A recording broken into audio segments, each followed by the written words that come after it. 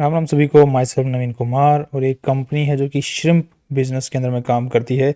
Shrimps को पहले उसकी सीडलिंग्स बनाती है, फिर उसको बड़ा होने के लिए एक टब, एक जो बड़ा ग्राउंड होता है वहाँ पे सॉल्ट वाटर रखती है और उसके अंदर में फिर श्रिम्प को बड़ा होने के लिए, उस जानवर को बड़ा होने के लिए बिजनेस मतलब उन्होंने लैंड एक्वायर कर रखा है, वहाँ पर उसको बड़ा करती है, फिर उसको फ्रीज करके फ्रोजन करके फिर उसको बेचने का काम करती है। एक्सपोर्ट का काम भी कंपनी करती है। सो ऐसी एक कंपनी है। अब श्रिम्प होता क्या है? श्रिम्प एक समुद्री जानवर है, केकड़ा टाइप।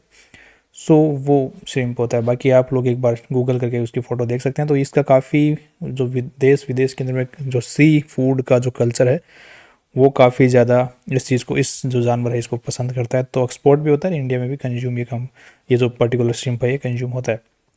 सो ऐसी ये कंपनी है जो कि शरत इंडस्ट्रीज़ नाम से ये कंपनी इस बिज़नेस के अंदर में काम करती है। और आज के दिन ये किस तरीके से चल रही है, कैसे पास परफॉर्मेंस है और क्या नेगेटिव्स हैं, क्या पॉजिटिव्स हैं कंपनी के बारे में इस वीडियो में हम चर्चा करने वाले हैं। साथ में कंपनी जो है राइट इशू के थ्रू और पैसे उठाना चाह रही है।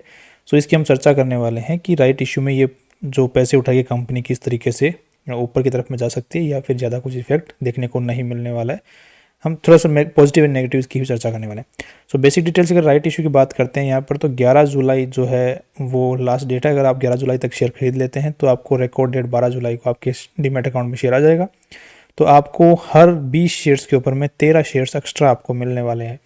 और वो 13 शेयर्स जो आपको एक्स्ट्रा मिलने वाले हैं उसके लिए आपको 31 रुपये पर शेयर के हिसाब से देने पड़ेंगे।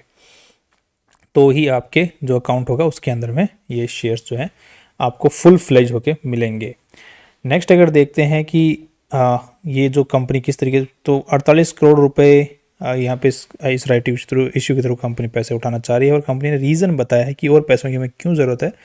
कि कंपनी बोल रही है कि हमारा जो वर्किंग कैपिटल है वो उसके लिए हमें पैसों की ज़रूरत है। तो वर्किंग कैपिटल मतलब जो शॉर्ट टर्म लोन्स कंपनी लेती है उनको, या फिर ट्रेड्स पेबल को पे करने के लिए जो पैसों की ज़रूरत होती है उनको पूरा करने के लिए कंपनी को पैसों की ज़रूरत है। तो यहाँ पर कंपनी बोल रही है कि वही चीज़ों के लिए हमको पैसों की ज़रूरत है, जैसे लोन वगैरह ले लिया, जिनसे माल उठाया लोगों से, उनको पैसा चुकाना है उस चीज़ के लिए।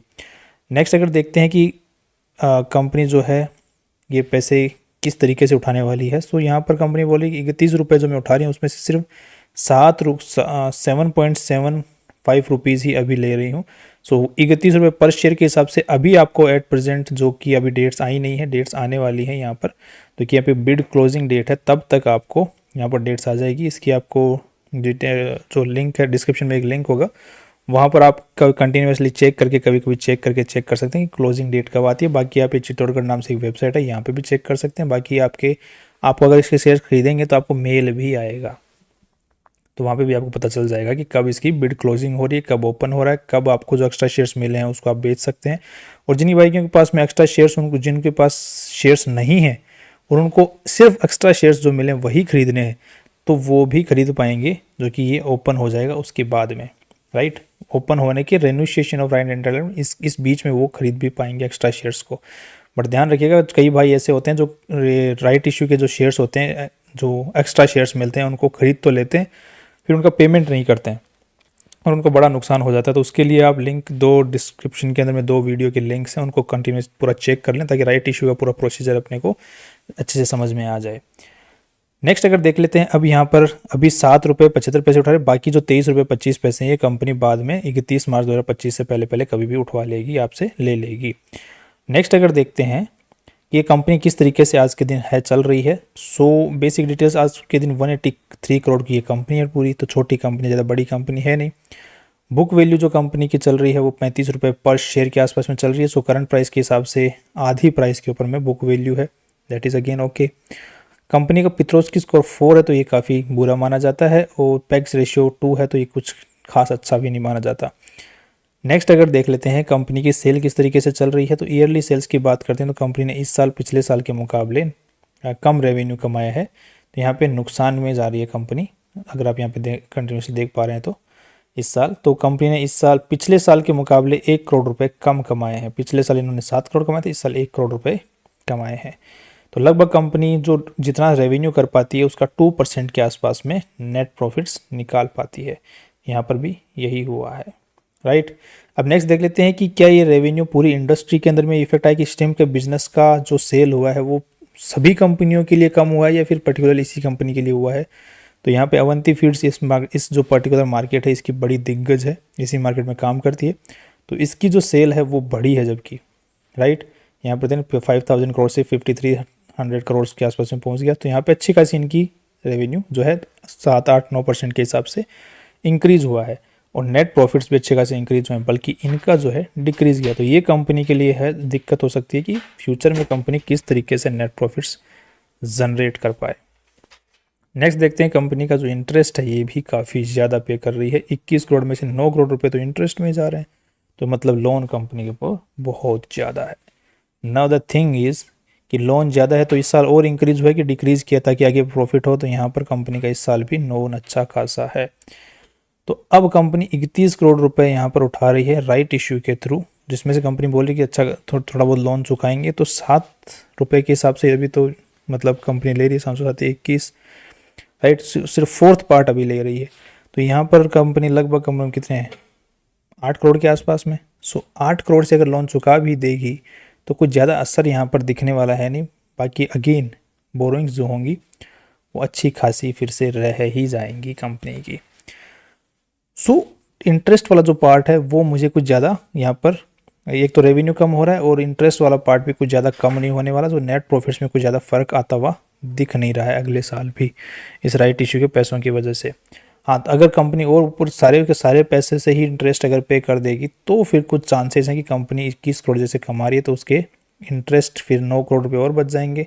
तो ये लगभग यहाँ पर अच्छा खासा नेट प्रॉफिट्स बच जाएगा, लगभग 12-13 करोड़ के आसपास में।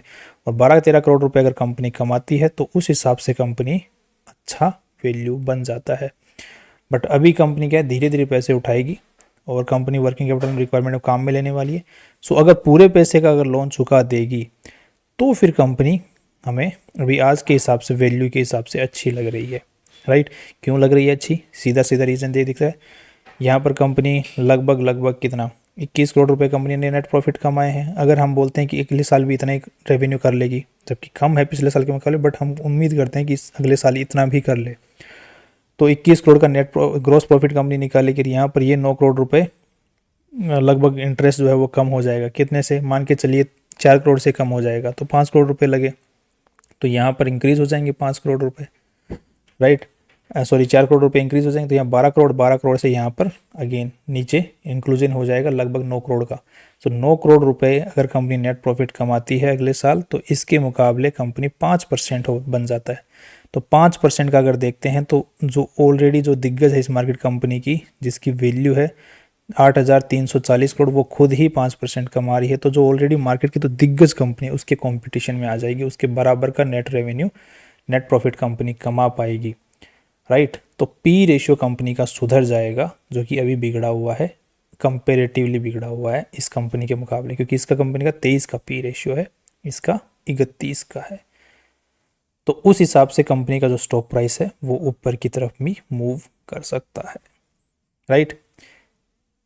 नेक्स्ट अगर देख लेते हैं तो कंपनी अगर आईपीओ के पैसे, राइट इश्यू के पैसों को अगर ढंग से काम कर लेती है तो अच्छा प्रॉफिट कंपनी को फ्यूचर में हो सकता है। नेक्स्ट अगर देख लेते हैं कि कंपनी के जो शेयर होल्डर्स हैं, जो प्रमोटर लोग हैं, वो क्या सोचते हैं इस बारे में। तो यहाँ पे शेयर होल्डर्स अपने शेयर्स जो हैं वो कंटिन्यूसली बेचे हुए हैं। 2021 में इन्होंने बेचे थे, राइट।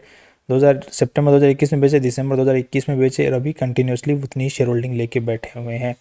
अब यहाँ पर अगर हम लोग चार्ट को देखते हैं, राइट, तो इन्होंने ऑल टाइम हाई के आसपास में बेचा हुआ है सितंबर 2021 के आसपास में, राइट। यहाँ पर अगर हम लोग देखेंगे, ये देखिए ऑल टाइम हाई जो कि 51 के आसपास में था उस वक्त, यहाँ पर इन्होंने उस वक्त में बेचा था, और अभी तक इन्होंने अपने शेयर्स वापस नहीं खरीदे हैं। तो इसके पीछे एक थोड़ा सा नेगेटिव रीज़न मुझे नज़र आता है कि शेयर होल्डर जो प्रमोटर लोग हैं वो क्यों निकले हैं, जब कंपनी इतनी अच्छी है, सब कुछ बिजनेस अच्छा चल रहा है, राइट इशू से पैसे उठा के और नेट प्रॉफिट बढ़ने वाला है, तो क्यों उन्होंने बेचने की ज़रूरत पड़ी उनको, दैट इज़। और वो भी सेल किया है, मार्केट सेल। यहाँ पर अगर हम देख पाएंगे डिस्पोजल मार्केट, राइट। तो एक थोड़ा सा नेगेटिव पॉइंट है। दूसरे नेगेटिव पॉइंट्स की अगर बात करते हैं, दूसरे कुछ खास नेगेटिव पॉइंट्स यहाँ पर है नहीं। नेक्स्ट अगर एक बार देख लेते हैं कि कंपनी का जो ट्रेड रिसीवेबल सेगमेंट है, तो ये कंपनी का माल बिक गया है, बट पैसा नहीं आ रहा है, तो क्या ये एक साइकिल बनी हुई है? अगर साइकिल बंधी हुई है तो कोई दिक्कत नहीं है, अगर साइकिल नहीं बंधी हुई है तो फिर दिक्कत है कि इसी साल कंपनी का नेट ये जो ट्रेड रिसीवेबल्स है ये क्यों बढ़ा हुआ है। तो यहाँ पर हम लोग देख पाएंगे कि 2023 का जो डेटा है, तो मार्च 2023 का जो एनुअल रिपोर्ट है उसमें कंपनी ने क्लियर लिखा है कि 6 मंथ्स पुराना है 12 करोड़ और 6 मंथ्स टू 1 ईयर पुराना है 16 करोड़। इसी टाइप से अगर मार्च 2022 का डेटा अगर एनुअल रिपोर्ट के हिसाब से देखते हैं तो यहाँ पे 6 मंथ्स पुराना 23 करोड़ और ये 10 करोड़। तो इससे क्लियर हो गया कि मार्केट में एक साइकिल बंधी हुई है, राइट, कि कंपनी का जो पैसा है वो 6 महीने से 1 साल में और लेस देन 6 मंथ्स के बीच में कहीं पर रिकवर होता है। तो एक साइकिल बंधी हुई नज़र आती है वहाँ पर। तो ट्रेड रिसीवेबल जो सेगमेंट है ये नेगेटिव तो है ही, बट इतना बड़ा नेगेटिव नहीं है बिकॉज ऑफ द साइकिल बंधी हुई है।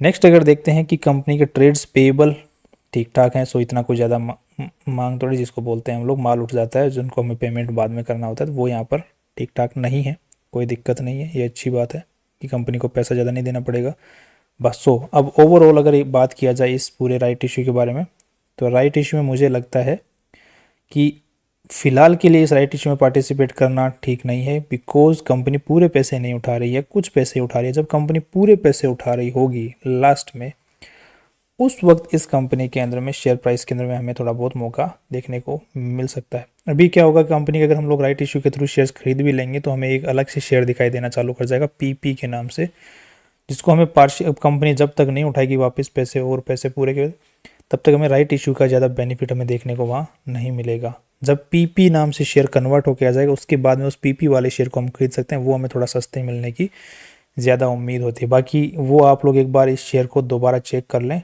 ये जो बिड क्लोज हो जाए, लिस्टिंग हो जाए, उसके बाद 1 महीने बाद में चेक कर लेंगे आप लोग, तो आपको पीपी वाले शेयर्स पता चल जाएंगे, पीपी के वाले शेयर्स किस तरीके से ट्रेड करते हैं। बाकी आप उन वीडियोज़ को भी एक बार चेक कर सकते हैं डिस्क्रिप्शन में जो दिए हुए हैं। सो ओवरऑल कंपनी मुझे ठीक ठाक लग रही है, बस इस पिछले साल रेवेन्यू कम हुआ है तो, और बाकी कॉम्पिटिशन्स का रेवेन्यू कम नहीं हुआ।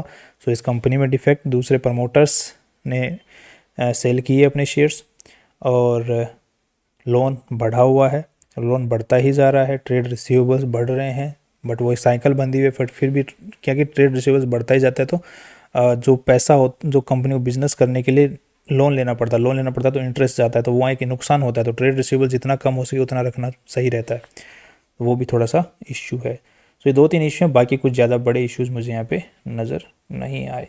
सो लॉन्ग टर्म के हिसाब से अगर रेवेन्यू नेक्स्ट क्वार्टर में अगर इंक्रीज होता हुआ दिखता है तो फिर एक पॉजिटिव न्यूज़ हो सकती है।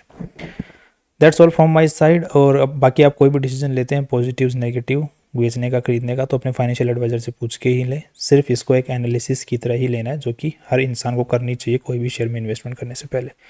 That's all. कल फिर मिलते हैं नए इंपॉर्टेंट वीडियो के साथ में। सी यू टुमारो।